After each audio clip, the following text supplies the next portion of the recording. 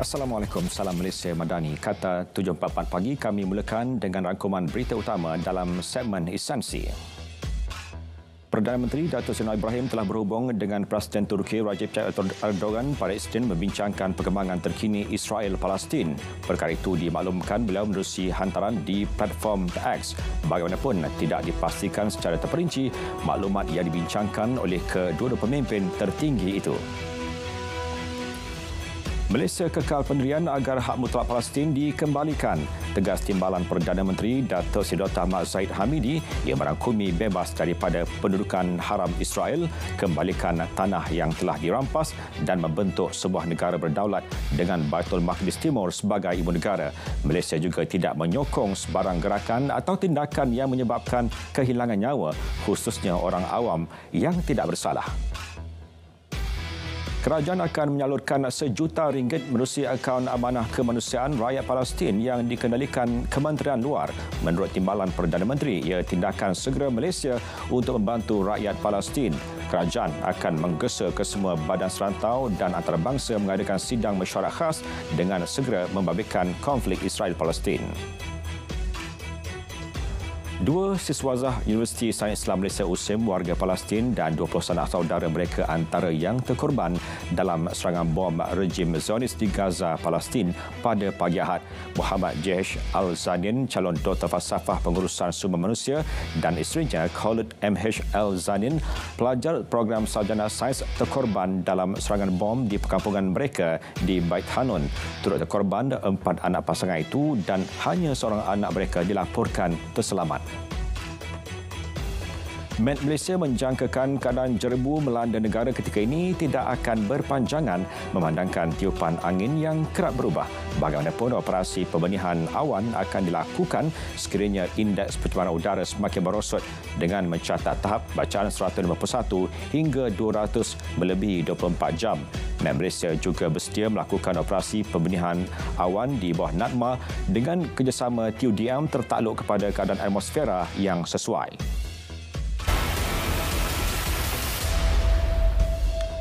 43 rakyat Malaysia yang menjadi mangsa penyeludupan manusia bagi sindiket Macau Scam berjaya diselamatkan Polis Republik Peru 7 Oktober lalu.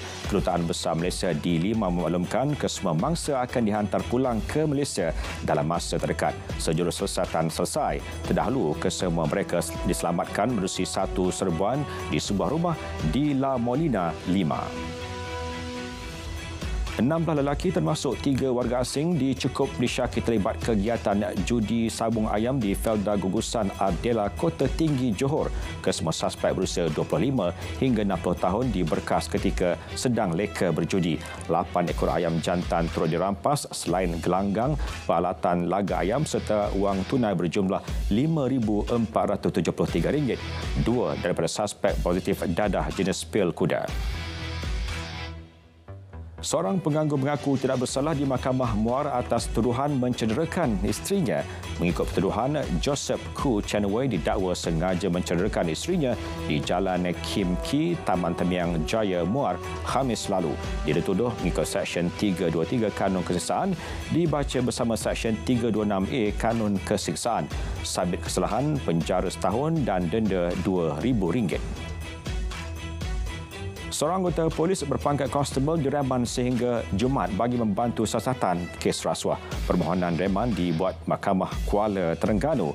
Anggota polis berusia 30-an itu ditahan SPRM terhadap dakwaan meminta dan menerima wang suapan RM2,000 daripada 2 lelaki yang disyaki terlibat penggunaan bahan terlarang. Kes disiasat di bawah Seksyen 17A Akta SPRM 2009. Sebuah bot nelayan tempatan ditahan Maritim Pahang pada kedudukan 21.2 Batu Nautika dari Tenggara Kuala Kuantan. Penahanan dilakukan kerana menggajikan pekerja asing tanpa kebenaran. 2 kru tidak mempunyai permit kerja yang sah, manakala 4 kru lagi termasuk tekong memiliki permit meragukan. Kes disiasat mengikut Seksyen Akta Perikanan 1985 dan Akta Imigresen 1959 Palang 63. Ini pula di Perak, 66 unit bubu naga dirampas maritim di kedudukan 2.9 Batu Nautika Barat Laut Tanjung Piandang. Rampasan dilakukan selepas pasukan peronda maritim mengesan beberapa objek terapung yang mencurigakan di lokasi tersebut. Pemeriksaan berlanjut ke atas objek terapung itu menemukan 66 unit bubu naga bernilai lebih RM4,000. Kes disiasat di bawah Seksyen 11-3-C Akta Perikanan 1985. KPDN Kuala Lumpur berjaya menyita dan merampas 28,000 liter diesel melalui Optiris. Pengarahnya Arifin Samsudin memberitahu rampasan tersebut merupakan hasil serbuan yang dilakukan pada 4 Oktober lalu atas maklumat unit resikan. Setakat ini, KPDN Kuala Lumpur telah membuka 7 kertas siasatan melibatkan 11 tangkapan warga negara dan anggaran keseluruhan barang rampasan bernilai hampir RM300,000. Pejabat Perdana Menteri menegaskan Datuk Seri Anwar Ibrahim tidak menyokong atau memperakui mana-mana pihak untuk menubuhkan parti politik baharu. Ia pandang serius terhadap tindakan mana-mana pihak yang secara sengaja menyalahguna nama Perdana Menteri bagi tujuan tertentu tanpa kebenaran.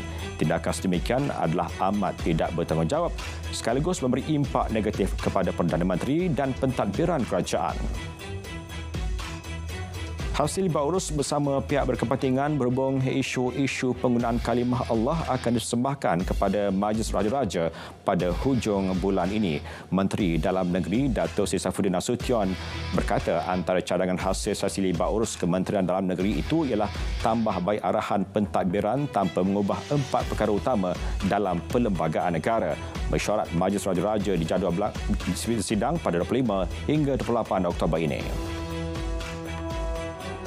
Tindakan tafsir ayat suci Al-Quran, Ahli Parlimen Ipoh Timur Howard Lee telah diberikan nasihat berhubung perkara tersebut. Menurut Menteri Jabatan Perdana Menteri Hal-Ehwal Agama, Datuk Dr. Naim Mokhtar, ia bagi mengelak berlaku salah faham dalam kalangan masyarakat. Selain turut memaklumkan, mentafsir ayat Al-Quran perlu memenuhi disiplin ilmu dalam beberapa bidang berkaitan.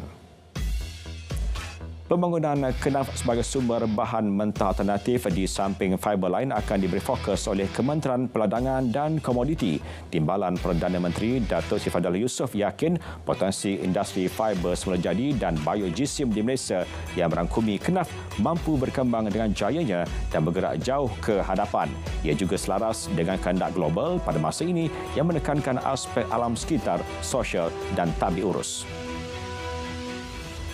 Seramai 424,000 kanak-kanak di Malaysia alami isu kesihatan mental, manakala peratus remaja kemurungan dan cubaan bunuh diri juga meningkat. Timbalan Menteri Pembangunan Wanita, Keluarga dan Masyarakat, Dato' Aiman Atirah Sabu berkata, lebih 11,000 orang kaunselor berdaftar di bawah Lembaga Kaunselor Malaysia akan membantu tangani isu tersebut. Kaunselor perlu memainkan peranan penting dalam memberi kefahaman dan kesedaran kepada rakyat. Mardi Corp Academy menawarkan latihan kepada petani dan pemain industri dalam pertanian moden melalui penggunaan dunia digital dan teknologi maklumat terbaharu. Langkah berkenaan sebagai satu daripada pelaksanaan untuk merakyatkan teknologi Mardi bagi memastikan keterjaminan makanan di negara ini dan memperkasakan sektor pertanian negara. Pusat latihan berkenaan mula beroperasi semalam. Sebanyak 65 diorama dipamerkan di KLIA sebenarnya pameran Malaysia 66 at KLIA 2023. Pameran telah menerima dana daripada Kementerian Pelacongan Seni dan Budaya menerusi geran sokongan sektor kebudayaan. Pameran yang berlangsung sehingga 30 November itu dianjurkan oleh WCO Holdings Berhad, sebuah syarikat seni yang berjaya mencipta Malaysia Book of Record melalui penyertaan miniatur yang pertama di negara ini.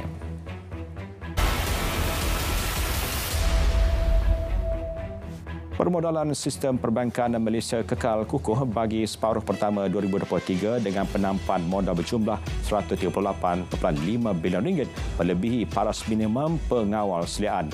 Menurut Bank Negara Malaysia, penampan bank-bank, penanggung insurans dan pengendali takaful yang kukuh akan memastikan institusi kewangan berdaya tahan terhadap kejutan masa depan dan kerugian tidak dijangka. Ini membolehkan institusi kewangan terus menyokong keperluan pembiayaan serta pelindungan isi rumah dan perniagaan. Pelaburan teknologi hijau mencecah 1.3 bilion ringgit bagi tempoh Januari hingga Jun tahun ini. Ia merekodkan pertumbuhan 21.9% berbanding tahun lalu. Angka pelaburan itu merangkumi pelbagai inisiatif teknologi hijau termasuk tenaga boleh baru TBB, pemeliharaan tenaga, pengurusan sisa, bangunan dan perkhidmatan hijau. FDB Holding Berhad telah memulakan penanaman beras wangi di barat laut Selangor dan seberang Perak di bawah program Smart Sawah Berskala Besar Smart SBB dikelolakan Kementerian Pertanian dan Keterjaminan Makanan. Program melibatkan 400 pesawah meliputi kawasan tanaman sehingga 700 hektar. Kerjasama FGV dan pesawah ini bakal meningkatkan hasil hampir 2 kali ganda daripada 3.5 tan 1 hektar kepada 6 hingga 7 tan.